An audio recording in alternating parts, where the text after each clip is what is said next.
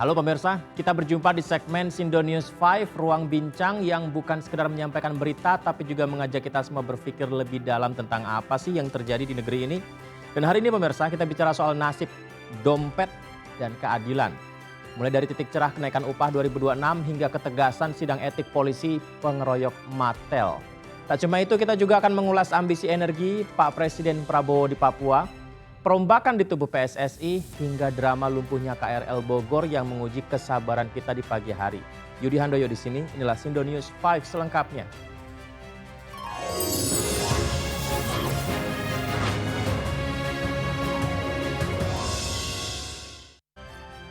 Jadi membayangkan kita sudah kerja banting tulang dari subuh sampai ketemu subuh lagi, tapi pas gajian uangnya cuma numpang pingsan. Karena harga beras sama telur lagi hobi-hobinya balapan sekarang. Nah, menjawab keresahan itu Presiden Prabowo akhirnya ngetok palu. Aturan baru pengupahan untuk tahun 2026. Ibarat sedang meracik resep masakan, pemerintah coba membagi-bagi porsi yang pas nih. Supaya pengusaha tidak keberatan tapi dapur buruh juga tetap bisa ngebul.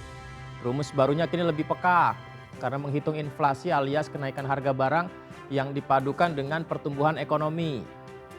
Jadi pemirsa, kalau ekonomi negara kita lagi sehat, harusnya sih ya isi dompetnya juga ikut tertular jadi bugar. Bukannya malah jalan di tempat seperti terjebak macet di jam pulang kantor. Apakah kenaikan ini akan cukup buat nabung atau habis hanya untuk sekedar bertahan hidup? Itu pertanyaan kita bersama ya. Kita tentu tidak ingin drama lama terulang. Gaji naik 5%, tapi harga kontrakan, cicilan naik 10%, harga bahan pangan naik, biaya sekolah anak naik, semuanya naik. Jadi curhat ini. Itu namanya tekor sebelum tanding. Aturan ini adalah titik cerah bagi jutaan pejuang nafkah yang ingin sekedar bernafas lega tanpa harus pusing memilih antara beli susu anak atau bayar tagihan listrik. Sekarang pemirsa, tinggal gimana para gubernur di daerah masing-masing eksekusi angka ini. Harapannya sih semoga kebijakan ini menjadi oksigen nyata untuk ekonomi keluarga kita, bukan angka-angka cantik di atas kertas belaka yang kalah saing sama harga cabai di pasar.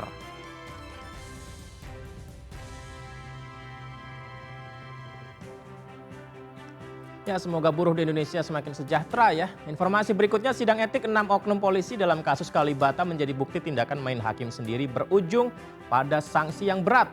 Mulai dari ancaman pemecatan hingga hukuman pidana. Dan langkah ini diharapkan tidak hanya jadi seremoni sanksi, tapi juga efek jera agar tragedi serupa yakni penegak hukum berubah jadi pelaku kekerasan tidak terulang lagi. Di sisi lain, publik menanti ketegasan serupa terhadap praktik penagihan mata elang yang sering banget jadi pemicu konflik karena mengabaikan undang-undang jaminan fidusia. Penarikan kendaraan secara paksa di jalanan tanpa putusan pengadilan itu sudah jadi keresahan dan merupakan tindakan ilegal melanggar hak warga. Harus ada sinergi pemirsa antara pembersihan internal polisi, penertiban premanisme jalanan, dan ini semua jadi syarat mutlak supaya masyarakat bisa berkendara dengan tenang, tanpa takut kendaraannya diangkut. Kita lihat seperti ini jangan sampai terulang lagi. Jadi aksi anarkisme membakar, bahkan berujung ada korban ya. Ya pemirsa, sidang etik 6 polisi di kasus Kalibata jadi bukti nyata tindakan main hakim sendiri tidak punya tempat di institusi penegak hukum. Peristiwa yang juga menyentuh keberadaan penagih hutang jalanan yang operasionalnya masih dianggap ilegal karena tidak diakui aturan resmi negara. Tanpa adanya regulasi tegas, pemirsa, jalanan kita akan terus jadi arena konflik yang membahayakan. Jadi beradu keselamatan warga. Sejatinya urusan tarik-menarik kendaraan sudah diatur dalam Undang-Undang Fidusia yang mewajibkan proses penagihan lewat jalur pengadilan yang sah. Tidak boleh ada lagi aksi pencegatan paksa di jalanan karena setiap penyitaan kendaraan harus didasari oleh surat perintah eksekusi atau kesepakatan sukarela.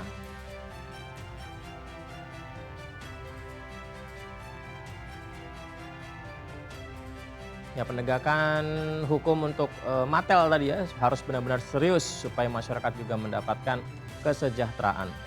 Berikutnya pemirsa, ada keseriusan juga nih dari Presiden Prabowo Subianto yang serius menyiapkan Papua.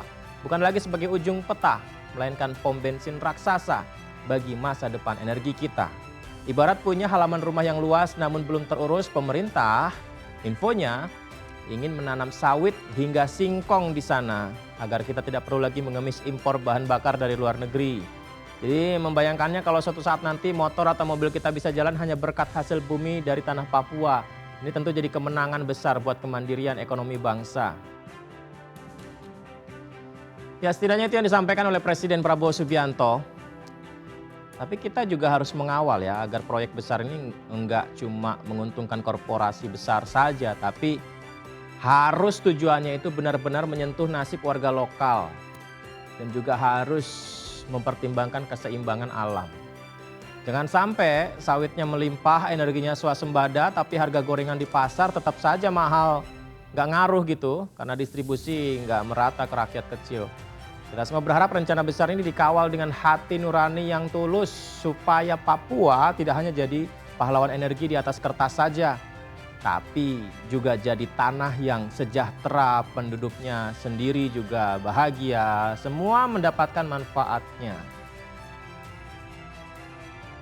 Tidak perlu kirim-kirim BBM mahal-mahal dari daerah-daerah lain.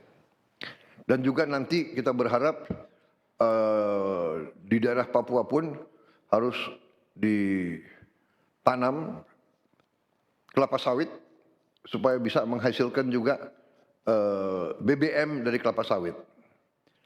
Juga tebu menghasilkan etanol. Singkong, kasava juga untuk menghasilkan etanol. Sehingga kita rencanakan dalam 5 tahun semua daerah bisa berdiri di atas kakinya sendiri, swasembada pangan dan swasembada energi.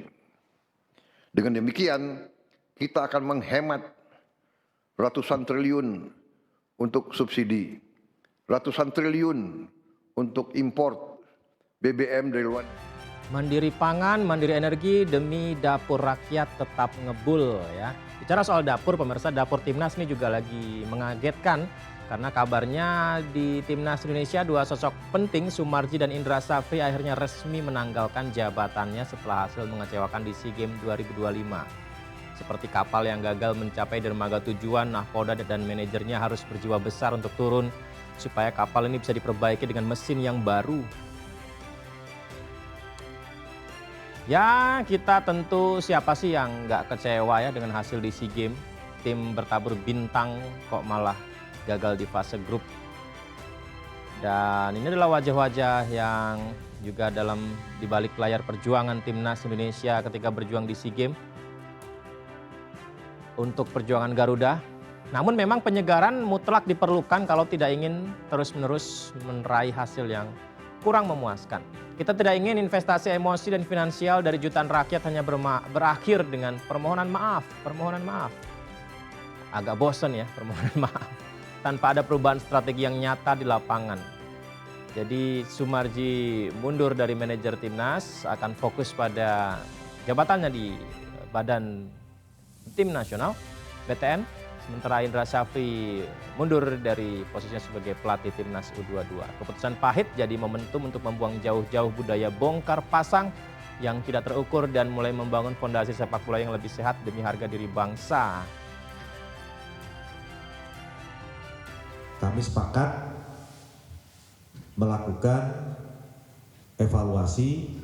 Yang pertama adalah pengakhiran, saya ulangi lagi, pengakhiran hubungan kerja antara Coach Indra Safri dengan PSSI, dengan federasi. Mulai hari ini,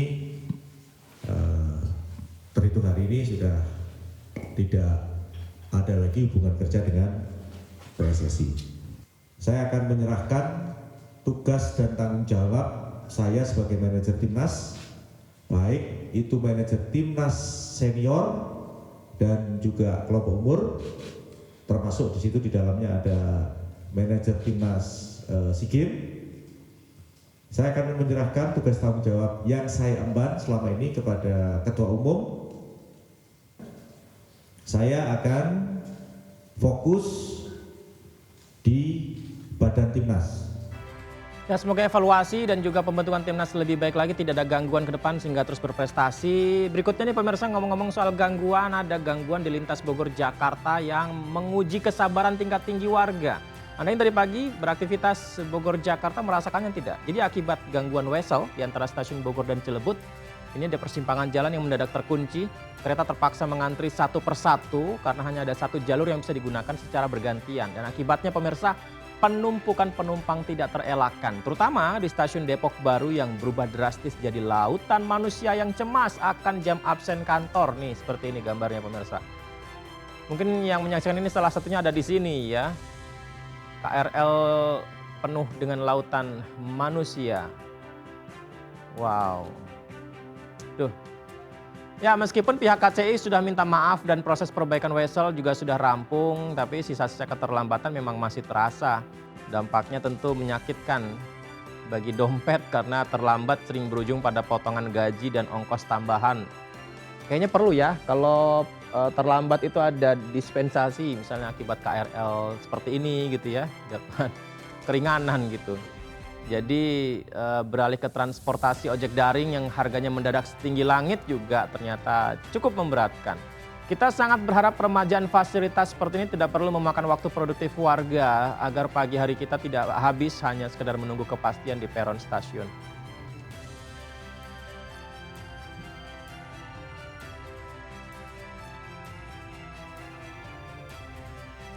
Ya, dari urusan upah hingga hiruk-pikuk stasiun, semua kabar tadi pemirsa mengingatkan kita bahwa keadilan, kenyamanan untuk warga adalah harga mati yang tidak bisa ditawar-tawar lagi. Dan kita berharap perbaikan di internal kepolisian, manajemen dari sepak bola hingga layanan publik bukan sekedar janji manis, melainkan aksi nyata yang mempermudah hidup rakyat Indonesia. Sejahtera rakyat Indonesia. Yudi Handio pamit, terima kasih, tetap kritis dan kawal terus perubahan untuk hari ke depan yang lebih baik Indonesia maju. Sampai jumpa.